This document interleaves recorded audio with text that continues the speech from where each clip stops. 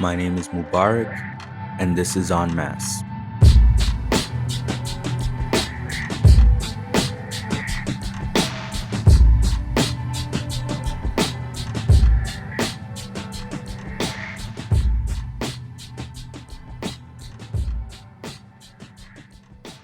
Welcome to En Masse. This is episode 9.2, a continuation of episode 9 or 9.1, which was my interview with Esperanza, who essentially expounds upon this conversation or topic of the sex trade and what is sex work and how the broader left or left liberals or the liberal left, whatever you want to call it, usually usually approach the question of the sex trade and the sex industry and so on and so forth. And so I'm just going to jump right into it.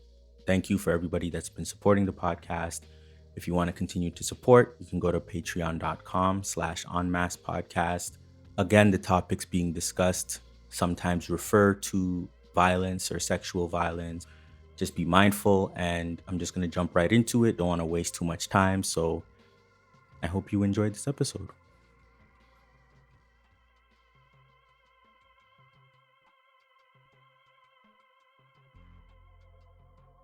So, in your writings critiquing what you refer to as sex trade expansionary feminism, you address the so-called leftists and socialists who claim to be pro-sex worker. I myself have noticed the tendency for people to kind of fetishize and glorify quote-unquote sex work. What do you feel like is missing from their analysis that draws them to certain conclusions and practices? And how do you think that an individualist or their individualist or liberal mindset influences this? Yeah, so as you mentioned, I really do believe that sex trade activists today masquerade as pro worker, pro sex worker, when in reality, they are pro industry. And that narrative has really taken hold of the left or the liberal left, whatever you want to call them today. And so you have to think, well, why? Why has that taken hold, right? Well, Lenin wrote that the great contribution of Marx and Engels was that they taught the working class to know itself, to be conscious of itself, and that they substituted science for dreams. I think that what we see among socialists and leftists today who are deeply influenced by liberalism is that they substitute dreams for science. They substitute fantasy for reality. You hear them talk about the sex trade in abstract, completely divorced from material reality, as if there exists some sort of pure Platonic form of the sex trade that we can manifest into reality. Oftentimes, they argue that this pure Platonic form of the sex trade simply can't be realized because of criminalization. But idealism doesn't serve our interests. Idealism only serves the interests of those who benefit from exploitation, because idealist conceptions of reality allow them to promulgate a distorted view of reality. So Kwame Ture in 1992, he said that the purpose of life is to advance life. And so we use historical materialism to advance all of humanity, whereas reactionary forces use idealism to hold humanity back from advancing. And so I think that this sort of conception of the sex trade as this abstract, pure Platonic form in our minds is holding all of us back from being able to accept it for what it is in reality. I think part of that is because leftists today are so influenced by postmodernism.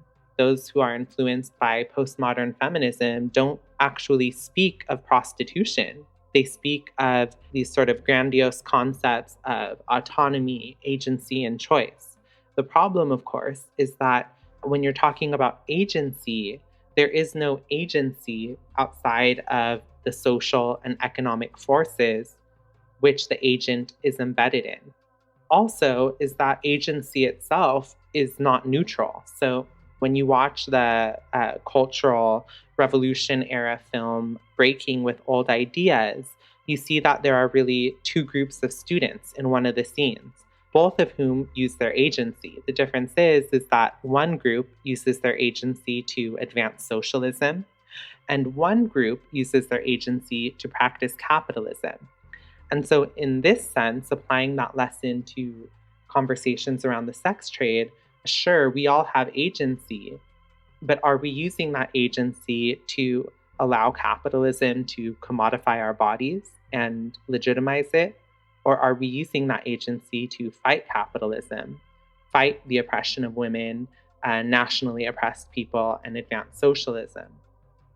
I think it's telling that this is such an unpopular position to take in the centers of imperialism. And it makes sense that there's sort of this petty bourgeois narrative of sex work that we use to substitute for the reality of the experience of the majority of people exploited within the sex trade. And so, to sum it up, I think that what is making us vulnerable to these narratives are capitalist individualism, which considers freedom of the individual to be sort of above everything else. And as we know, freedom of the individual really just means what? Freedom of trade, freedom of the master, freedom of the capitalist. In this sense, we're always talking about freedom of choice of the woman to become a prostitute, but we never talk about the freedom of choice for the state not to push women into poverty where that's their only choice. We never talk about the freedom of choice for men to seek out healthy sexual relationships instead of using their money to procure sex. So, another kind of common theme in your work is this idea that sex work or prostitution is not socially necessary. What do you mean by this? Yeah, so what do I mean by prostitution is not socially necessary? I mean, quite literally, that the global sex trade is not necessary for society to function. Male sexual desire does not necessitate the creation of an army of women to service them. An interesting point is that historically, prostitution has been more associated with societies that were less sexually permissive and more sexually repressive. I think that a lot of the ideas around why prostitution is a necessary institution stem directly from rape culture. People who argue that prostitution is necessary need to understand what they're arguing. They're arguing that the achievement of a male orgasm means that it is necessary to have an industry which recruits its army of labor from the most oppressed women in the most oppressed nations and use them to service men from either higher classes or imperialist countries while allowing men from their own classes to take what's ever left. And I think that is a very harmful and dangerous idea. And I don't believe that we can construct any sort of advanced society, any sort of socialist society on an idea that we can exploit people because we consider men's sexual needs to be held higher than the lives of women. And so when we look at what's socially necessary, the job of a farm worker or the job of an educator is socially necessary because without food or without education, people would starve and civilization would collapse. Without prostitution, civilization won't collapse, nobody will starve. Men will simply have to look and realize how to have healthy sexual relations with women instead of using their money and power to coerce sex and intimacy from them. I guess what about the notion that it's just stigma, and stigma is the main thing that is the issue here, not necessarily the sex trade itself? Yeah, and I mean, I think like one of the biggest counter arguments to that is that if this was such a great job that everyone wanted, then why is it that the majority of prostitutes are only there because they have to be, because of economic coercion and social coercion? I mean, if prostitution was this great industry that everyone wanted to be in, then those with the most freedom would be the ones in the industry. And what we see is actually exactly the opposite. It is poor women, it is exploited women, it is transgender women, it is women who live under neo-colonial rule, under imperialism, that are the ones in this industry. And when they're in that industry, they face intense violence. And so I think it's this sort of liberal idealism clashing with material reality. And I think a lot of the arguments about prostitution being socially necessary revolve around infantilizing disabled people, making them out to be completely undesirable, that nobody wants to have healthy sexual relations with them. Also, arguments around, well, what will men do if they can't get sex? Will they rape people? It's just an argument completely stemming from rape culture. So I guess what would you say to people that are just claiming that you just have a Judeo-Christian kind of anti-sex perspective? Yeah. So, I mean, one is that it's such a smear made against anyone critical of the sex trade that we're all these like sort of Puritans that don't like sex. Without getting into the issue, I can tell you that is thoroughly incorrect. But what I would argue is that we have to really look deep as where did that stigma come from, right? So if we accept Engels' thesis that monogamy and prostitution are two sides of the same coin, then we can understand that while one institution, monogamy, marriage, is sort of propped up as, the correct place for a woman to be, prostitution, on the other hand, is where men sort of access women in private and secret. That's where the stigma comes from, right? And so you're not going to resolve the stigma by legalizing prostitution. And we see this, for example, in places like New Zealand, where prostitution has been decriminalized, and yet the stigma remains. I mean, you're talking about an industry where men cheat on their girlfriends and wives to buy sex from other women. That industry is always going to be stigmatized, no matter what world you live in. And I think for obvious reasons. I think that it's also a sort of intellectually lazy excuse to blame all of the problems of the sex industry on stigmatization. I mean, imagine if we were talking about the plight of fast food workers, and working in fast food is obviously stigmatized. I mean, look how people talk about low-wage workers. There's so many people that look down on them, consider them to be worthless, etc. We can't argue that the problems of low wage work of the fast food industry are because of the stigma on workers, right? We have to look deeper. We have to expect more from ourselves. And that means giving a more comprehensive analysis. And when you look at the sex trade from a historical materialist vantage point, you can see that you can't simply make these very simple justifications for why there's problems in the sex trade, such as simply stigma or simply criminalization, and that it actually has to do with the character of the industry itself. One of the first articles of yours that I read was critiquing the phrase sex work is work. Why do you consider this to be a redundant phrase that basically misses the mark? Yeah, so the phrase sex work is work flattens distinctions between prostitution and wage labor. And in the flattening of these distinctions, it accomplishes three things. First, it distracts from the sexual violence inherent to the sex industry, which is not intrinsically present in other industries. Two is that in asserting personal agency to withstand that violence, it dismisses the reserve army of proletarian women who, without real agency, were coerced into the sex trade. And then lastly, it ignores the distinction between socially necessary work, which our survival depends upon, and work not necessary for society. And I think that the result is that, or maybe the intention is that the phrase sex work is work fuses the interests of the worker with the interests of industry. And this is really directly out of the playbook of the fossil fuel industry, where you have fossil fuel workers getting in physical standoffs and confrontations with environmental activists because they are told that the interests of the industry are their own interests. And we know that's not true. I think it's really telling that the phrase sex work is work was created within the, centers of imperialism.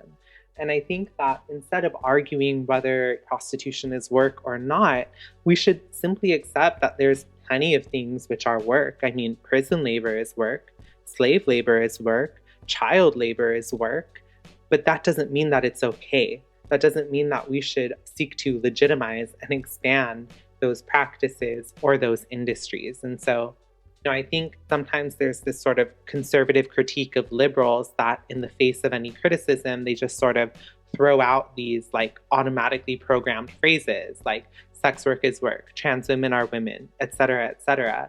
And I think like that's really what happens here. And it really doesn't help whatsoever. It's just sort of an empty, meaningless phrase that was really just meant to fuse the interests of the industry with the interests of the worker. Yeah, I think that argument was very compelling to me when I had first read your work, because I see that a lot with oil workers, for example, who definitely conflate the workers' interests, broader working class interests, with that of the particular industry in which they work, because, they might be paid a little bit more than other jobs. Obviously, it's not copy and paste and exactly the same, but there's definitely a lot of crossover. Yeah, absolutely. And, I think, again, is that this phrase was sort of created to sort of fight back against the stigma and sort of get it legalized, right? Because, again, all of the violence in the sex industry is really blamed on criminalization and stigmatization. But I think that we as Marxists, especially as Marxist, Leninist, Maoists, let's revisit On Contradiction by Mao. And we have to look at the internal contradictions of a thing to really understand it, not simply external contradictions.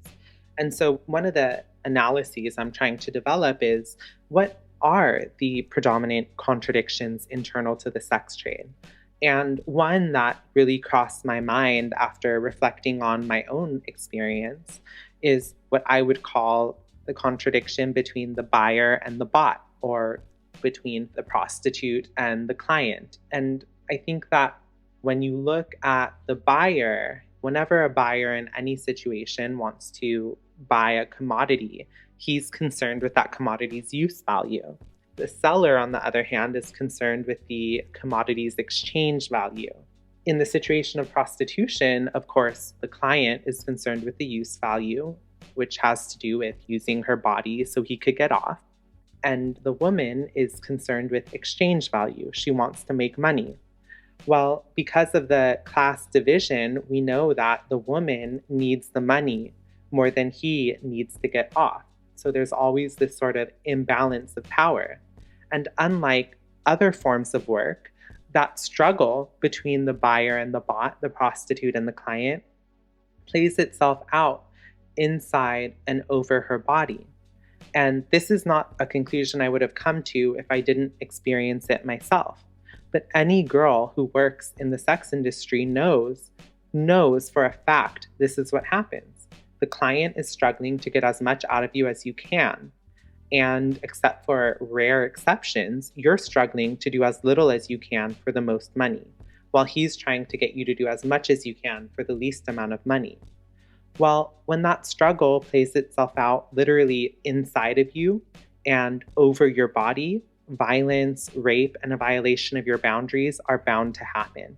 And that's also what makes the sex industry entirely different from any other industry. Although a lot of your writings have focused on combating certain ideological trends in the liberal or rad lib left, I was wondering what your thoughts were on the question of patriarchy and gender oppression within communist circles particularly. I've certainly seen actual swerf and misogynistic positions among communists, both historically and presently, although, it varies depending on where you look. But what are your thoughts on these tendencies and how should they be overcome? I think that there is a tendency for some people on the left to think that they're making a progressive argument when they're really regurgitating misogyny and reaction. So I think that you can tell that there's a clear difference between my argument, which to be completely upfront, I care about the women, the people in prostitution, and I could care less about the buyer, the client, etc. But my argument is entirely different from someone who, say, might argue against prostitution and argue that there's some sort of moral failure on the woman's part, which it is an argument that I've come across. And I think we need to thoroughly debunk and destroy that argument, both because, one, it's simply inaccurate. Two, it's going to push people away because people don't want to be around that. And three, it just stems from complete misogyny. And so I think that we have to reject arguments that are based in either misogyny or sort of like religious puritanism about sex and women's role in chastity, because we also have to remember prostitution arose with the regulation of women's sexuality. So prostitution and chastity are also two sides of the same coin. We sort of have to reject both of them. But I also think that some leftists, especially white men, think that they could use Marxism as a cover to maintain male chauvinism, white supremacist attitudes under the guise of being a Marxist and worrying about class. I just think that's really problematic. And so I think one is that we need to prioritize the recruitment and the development of women cadre. I think two is that we need to be organized so that we can have organized methods of curbing misogyny and male chauvinism. And then three, I think that communists really need to take seriously the question of women's liberation and show that in the political and ideological development of their cadre. So, for example, I was recently in sort of organizing and study group. And, initially we didn't really pay attention too much to what we could call the women question. And that actually later became a problem because two of the members of our study group, who were both men, ended up having some pretty big issues with misogyny in their treatment of women. And we had to correct that. And we corrected that by holding them accountable as comrades, and also by the men forming a separate study group to specifically focus on studying patriarchy, male violence, and women's oppression. And I think that that can't simply be a reaction after something happens, but it has to be among the first steps that the group takes. So yeah, I think we just need to be more proactive about it and not act like these issues are separate issues, but see them in a dialectical way as connected to everything else that we're doing. So in your work, you've also touched on how the relationship between socialism and the sex industry has been that of the sex industry kind of withering away as a result of socialist transition. What are some concrete examples of this and their successes and or limitations? First is that I really want to caution against sort of using one general narrative to describe the experiences in the different socialist nations that had existed. But I think that when we look at prostitution as it changed with the success of socialist revolutions, we could see a general trend, which is that with socialism, prostitution was either greatly reduced or eradicated. And with opening up to capitalism, prostitution came back heavier and bigger than before. I think we see this in Eastern Europe. When you look at the collapse of communism that began in 1989, you see that geographical and human resources were then available for the sex trade. And you see this both among women and also among gay men. I mean, some of the most popular gay porn sites today actually started around the time that communism fell. And if you look at what their recruitment strategy is for their porn actors, is that they actually recruit from men who are living in poverty after the fall of communism. And they're literally trafficking them to use them for these pornography productions. You also see this, for example, in China, where prostitution was mostly eradicated, for example, Shanghai. So you look at some studies of prostitution in that area, and you see that it was declining before the government even formally intervened. But then during the 40 years of capitalist reform, a large army of unemployed workers were created, which also fueled the prostitution industry and led to its reestablishment within the country. But in general, the socialist method of handling prostitution has largely been about protecting the exploited and holding the exploiters accountable. And one researcher who was looking at the treatment of prostitutions in socialist China, for example, describes the way that they were treated. And I'll just quote them briefly, which is that the center, which is where women in the sex trade were sent, had laid three prerequisites to the release of former prostitutes. One, that any sexually transmitted disease should be fully cured. Two, that they should have acquired enough ideological knowledge and consciousness so that they wouldn't resume their former activity. And three, that they would be able to sustain themselves through productive work. And so I think we can debate the successes and failures of that sort of treatment. But I think that the general lesson we can learn is that one, they wanted to protect the women in prostitution, but hold the men and the exploiters accountable. And two, which is that when you start to improve the material conditions for people's lives, prostitution is no longer necessary in order to survive. And you see it start to shrink. This is even proven correct now. I mean, we're in a sort of crisis with COVID-19, along with the economic recession, possible depression. And look at how many of our friends and family members are turning to OnlyFans in order to survive. Whenever times get bad, people enter the sex industry. Whenever they're good, they tend not to. And I think this is particularly important for us as socialists because, one, there's a tendency for socialists in the United States, and I would argue in Canada, and other centers of imperialism to not look at how actually existing socialist states handled these problems. And two, which is that if we're not connecting what's going on in the economy and the base of society to our analysis of the sex trade, then it's going to be based in idealism and not in a materialist understanding of what's actually going on. So, in terms of solutions and kind of concrete solutions, what do you feel like are some things that could be done to mitigate or destroy the exploitation that we see in the sex industry, particularly? Yeah, so I think the first thing is that we need to decriminalize people exploited in the sex industry.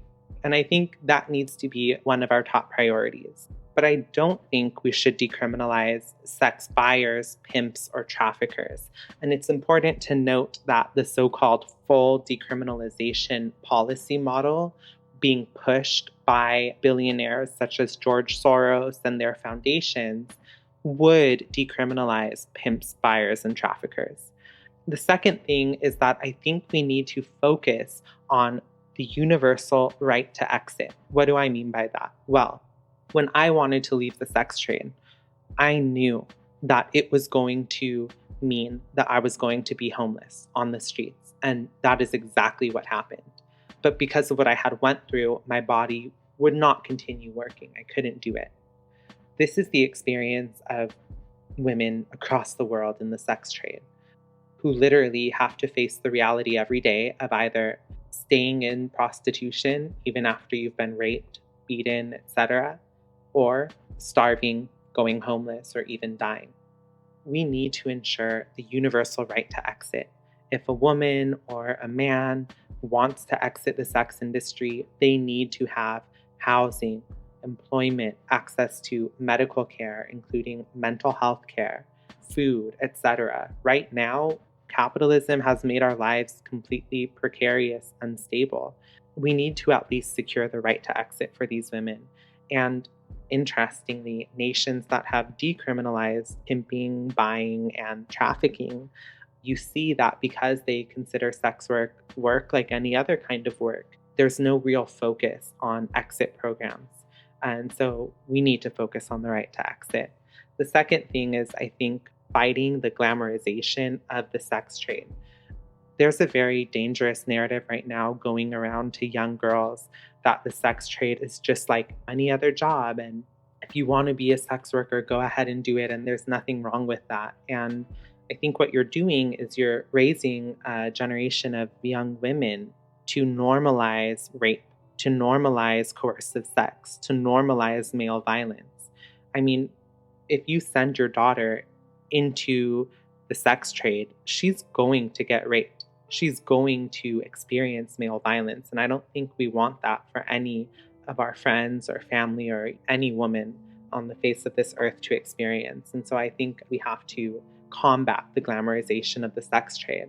So again, the three things are: one, decriminalize the exploited, but not the exploiters; two, guarantee a universal right to exit; and three, combat the glamorization of the sex trade. In your work, you've also previously mentioned what's referred to as the solidarity union model. Could you briefly explain what that looks like and how could it assist communists on the path towards revolution and destroying capitalism as it's linked to patriarchy? In order to talk about the solidarity union model, let me just briefly say that one of the arguments for legalizing the sex trade is that it will allow women in prostitution to form labor unions and get labor protections. I do not think that is what will happen. With the neoliberalization of our world, it is hard enough to maintain the 9% of organized workers that we have within the United States right now, much less organize new industries. And you expect me to believe that you're going to be able to provide labor protections to workers in an industry that evades formal recognition, an industry where clients intentionally want to be underground, where pimps want to operate underground, where women often don't even want to be public or open about what they're doing. And I should also clarify, when I say pimps, I'm not talking about the racialized caricature of a pimp. I'm talking about even OnlyFans can be a pimp, right? Because they take 20% of the profit. But I think labor rights, and I've written on this, are largely an untenable solution for all the reasons that I've listed.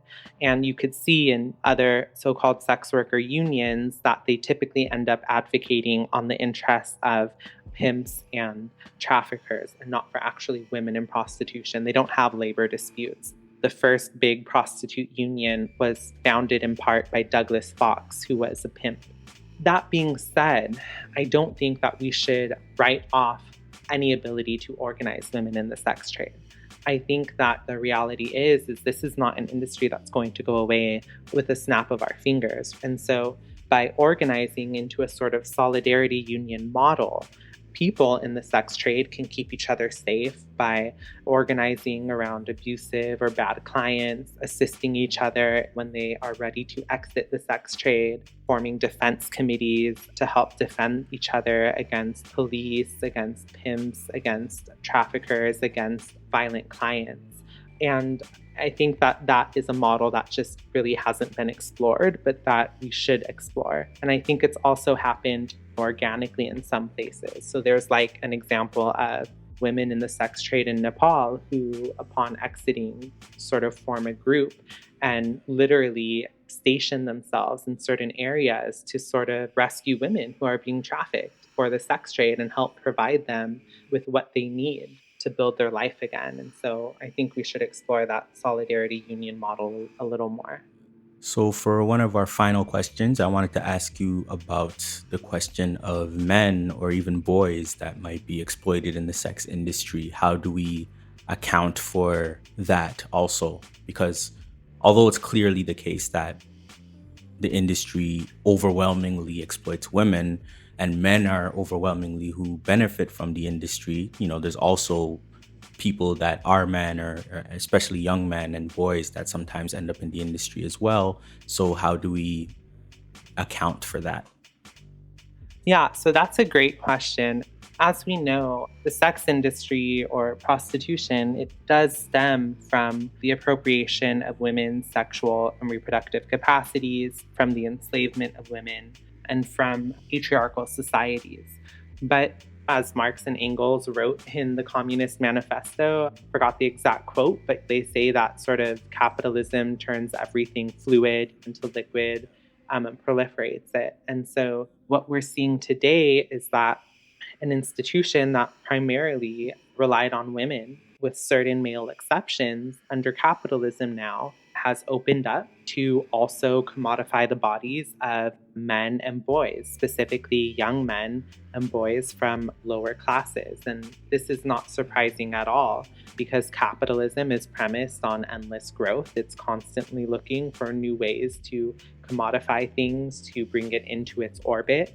It's also not surprising considering that gay identity emerged within capitalism as a result of wage labor. If you look at what John D'Amelio wrote on capitalism and gay identity, you see that capitalism created the conditions for gay identity to emerge.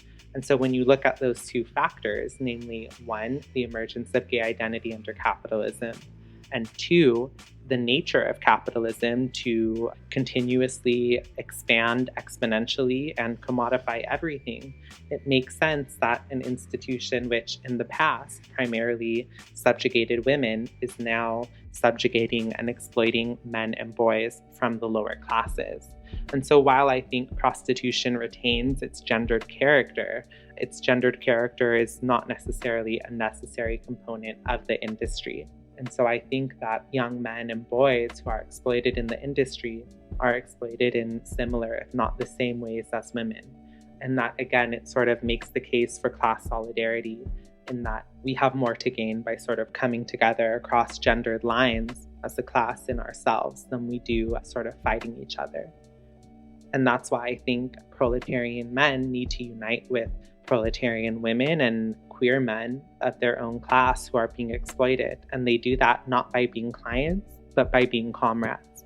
Yeah, and I think that that's largely the responsibility of men, especially to take initiative in actually understanding patriarchy and how it manifests and sexism and so on and so forth, especially in organizing and in every sphere, in order to truly understand it and stop treating it as if it's something that is only for women or only for the gender oppressed to study and understand and implement. Oh yeah, absolutely. And to the men who think that they're supporting women by purchasing them, no one's going to complain if you just give them money, right? you don't need to demand services. Just give them money if you have it.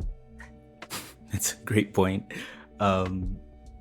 So for the last question, I just wanted to ask you about the difference between Marxist feminism and proletarian feminism, the latter being that which you support and espouse. So what is that difference? Because I'm sure a lot of people might think, well, aren't you Marxist? So what's the actual difference? Yeah, so glad that you asked this, because one of the reasons that I was so drawn to proletarian feminism is because this is a feminism which didn't originate in the academy, didn't originate as sort of Western liberal feminism did to attempt to complete the bourgeois democratic revolution by ensuring that women have the same rights as men in liberal democracy.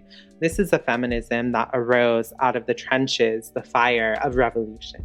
And so as Marxists, we know that revolution is the laboratory where we test our theories and where we develop them. And so how can you talk about women's liberation, which would require the breaking of the old superstructure where patriarchy is still held, in order to transform that superstructure and build a new society? What better way to talk about women's liberation than in a revolutionary period like that? And it's in those revolutionary periods that proletarian feminism was developed and advanced by third world revolutionary women. And so there's some differences between proletarian feminism and other forms of feminism. I think one of the primary differences, which if you read JMP's blogs, he says is maybe more of like an academic or scholarly point, but I actually think is a pretty relevant point, which is that when you talk to people today, they often talk about patriarchy and capitalism as if they're sort of two separate systems. But in proletarian feminism, you understand that patriarchy does not have its own laws of motion, as it did in the past under patriarchal modes of production. Rather, patriarchy is preserved in the superstructure of our society and deforms the base. capitalism. And so capitalism is our enemy, but patriarchal practices, ideologies, institutions remain as vestiges of the archaic past that today still exist and subjugate women. And so I think when we understand that, we realize that we have to talk about this in a scientific way. And that doesn't mean considering patriarchy to be a sort of separate system with its own laws of motion, but it means understanding that if we want to eliminate patriarchal ideology, patriarchal vestiges from our world, that's going to require a revolutionary break from the superstructure and the base where that patriarchy sort of still exists as a vestige of the past. And therefore, unlike bourgeois feminism, we don't have much to gain by uniting with women of higher classes. We have more to gain by uniting with men of our class in order to eventually overthrow capitalism and build a socialist society. And that's not to say that socialist revolution won't carry with it archaic patriarchal ideas from the past. We know that through the great proletarian cultural revolution, that class struggle will continue, and that we need to continue to struggle in terms of our culture and our superstructure. But women's liberation is not possible without overthrowing capitalism, because it's within the superstructure of capitalism that patriarchy is maintained. And I think that distinguishes proletarian feminism from other forms. I guess similarly then, what are the differences between radical feminism and proletarian feminism? Since, there's a lot of overlap, but clearly it's not exactly the same. Yeah, so before I go into the difference, one thing that's kind of cool is that radical feminism was inspired by the great proletarian cultural revolution. And so, like JMP says, there's sort of a reason why we share some of the same analyses. But the difference is that radical feminists see the sex contradiction between men and women, or male and female, to be the primary contradiction in society. They see all men oppress women and some men oppress other men. Whereas proletarian feminists, as Marxists, specifically as Marxist-Leninist Maoists, we have more of a class analysis, and we do not see the sort of sexual contradiction as the main contradiction, but the contradiction between the bourgeoisie and the proletariat. Because when you think about it, if the primary contradiction is between men and women, how will you resolve that contradiction through revolution? Women overthrowing men, it just doesn't make much sense. That's not to say that the gendered contradiction doesn't exist, but that it's simply not the primary contradiction, and that we have more to gain uniting with men of our own class than women of upper classes. Yeah, and interestingly, and even from my own experience, from what I've seen, because I think women are more exploited or doubly exploited, however we want to say it, tend to be a lot of the times, from what I've seen, the most enthusiastic about revolution and about the idea of fundamental change in society, which makes a lot of sense if you consider the fact that there's the patriarchal dimension to their exploitation in conjunction with the capitalist exploitation as well. Oh, yeah. And this was the thesis put forward by Hisila Yami, which is that because women are dually exploited, women have the most to gain from revolution. And therefore, by developing women cadre, women who have the most to gain by completing the revolution will lead the revolution to its completion.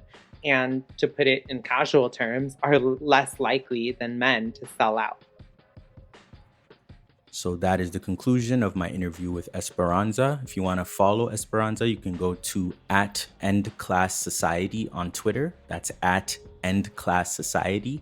I'll make sure to link her account wherever I post this episode so you can follow her. She has a lot of great writings that she has on Medium. If you go to her Twitter, you'll see her Medium link there as well. And a lot of the articles and pieces that she's written over the years are available there. And they're definitely worth reading and very, very eye-opening, I would say. So thank you for listening to En Masse. if you want to follow En Masse, you can go to enmasspodcast.com, or if you want to donate and support that way, you can go to patreon.com/enmasspodcast.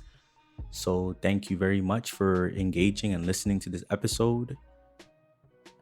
I learned a lot. It gave me a lot to think about, theoretically and practically, even in day-to-day organizing work, so on and so forth. So I'm going to do my most, and especially, and I want to emphasize this, especially for men in the Maoist or communist camp, to take this very seriously, right? I think, and this isn't only an issue, obviously, within the communist circles.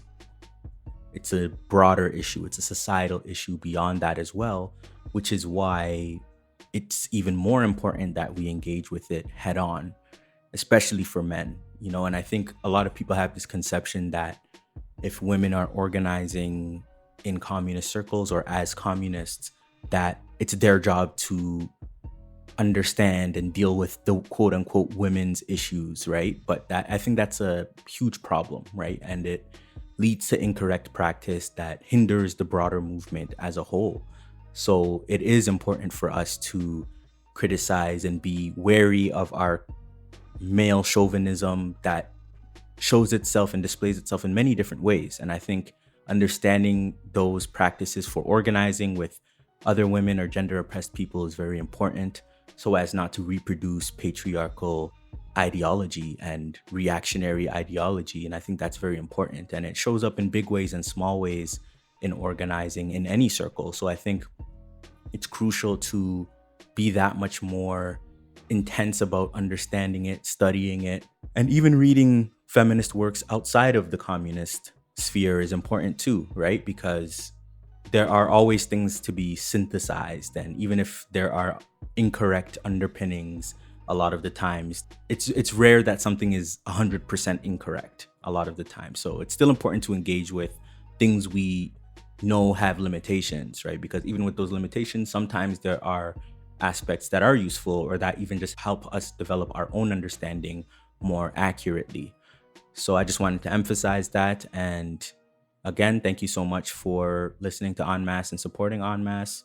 Go to enmasspodcast.com or patreon.com/enmasspodcast. And that is all.